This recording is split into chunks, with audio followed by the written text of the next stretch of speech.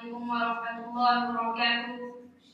الحمد لله رب العالمين والصلاة والسلام على سيد الأنبياء والمرسلين محمد وآله وأصحابه رضوان الله تعالى عليهم أجمعين. أما بعد فأعوذ بالله من الشيطان الرجيم. بسم الله الرحمن الرحيم.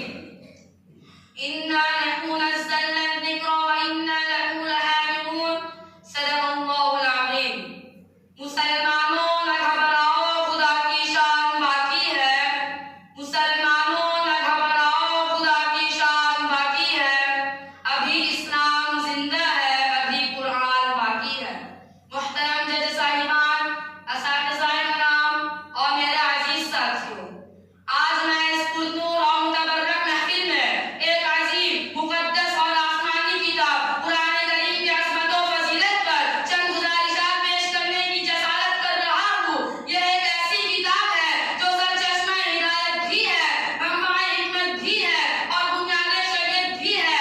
عزیز ساتھیوں، قرآن کریم وہ واحد کتاب ہے جس کی حفاظت کی ذمہ داری خود رب کائنات نے لی ہے. چنانچہ ارشاد ربانی ہے، اِنَّا نَحْنُ نَزَّلْنَا الذِّكْرَ وَإِنَّا لَهُ لَحَافِظُونَ، یعنی ہم ہی نے قرآن نازل کیا اور ہم ہی اس کے محافظ ہیں. یہ اعلان اس بات کی ضمانت ہے کہ یہ کتاب قیامت تک محفوظ رہے گی، کوئی اس میں تحریف نہیں کر سکتا. جب اہل مکہ نے قرآن کو کلام الہی ماننے سے انکار کر دیا تو رب کائنات نے فصحائے عرب اور علماء عرب کو کھلا چیلنج دیا اور فرمایا، وَإِن كُنتُمْ فِي رَيْبٍ مِّمَّا نَزَّلْنَا عَلَىٰ عَبْدِنَا فَأْتُوا بِسُورَةٍ مِّن مِّثْلِهِ، اگر تمہیں اس چیز پر شک ہے جو ہم نے اپنے بندے پر نازل کیا تو تم اس جیسی صرف ایک سورت لا کے دکھا دو. عرب کی فصاحت، بلاغت اور شاعری اپنے عروج پر بھی مرداری گواہ کی سب کے سب حاضر ہو گئے. عزیزان ملت، کسی چیز کی عظمت پہچاننے کے لیے اس کے تعلقات دیکھے جاتے ہیں.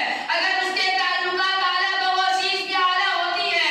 آئیے قرآن کریم کی تعلقات پر نظر ڈالیں. قرآن کا پہلا تعلق رب کائنات سے ہے. وہ رب جو خالق جہان ہے، مالک زمین و آسمان ہے، اہل ایمان پر بے حد مہربان ہے. اور یہ ہمارا ایمان ہے کہ جو منکر قرآن ہے وہ شیطان ہے. کلام الملوک ملوک الکلام، یعنی بادشاہوں اور کلاموں کا بادشاہ ہوتا ہے. لہٰذا جب یہ کتاب سلطان السلاطین، بادشاہوں کے بادشاہ رب العالمین کا ہے تو یقیناً یہ تمام کتابوں سے اعلیٰ اور ارفع ہے. اور پھر غور کیجیے کہ یہ کلام جس ذات پر نازل ہوا وہ کوئی عام شخصیت نہیں بلکہ سید الرسل، امام الانبیاء، رحمت للعالمین ہے. اب ذرا فیصلہ کیجیے، کلام بھی اعلیٰ، کہنے والا بھی اعلیٰ، جس پر نازل ہوا وہ بھی اعلیٰ، تو خود یہ کتاب کس قدر باعظمت، کتنی بابرکت اور کتنی مقدس ہوگی. قرآن کا دوسرا تعلق لوح محفوظ سے ہے. سوچئے، جو چیز آج کے اوپر محفوظ ہو اس کی عظمت میں کسی کو کیسے شک ہو سکتا ہے.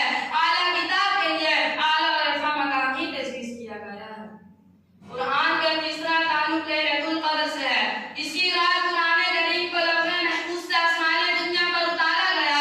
ایسی رات کا انتخاب کیا گیا جس کے بارے میں قرآن کہتا ہے، لیلۃ القدر خیر من الف شہر، یعنی یہ رات 1000 مہینوں سے زیادہ بہتر ہے. اور یہ رات عموماً رمضان میں آتی ہے. مہینہ بھی مبارک، رات بھی مبارک. میرے عزیزو، جب بات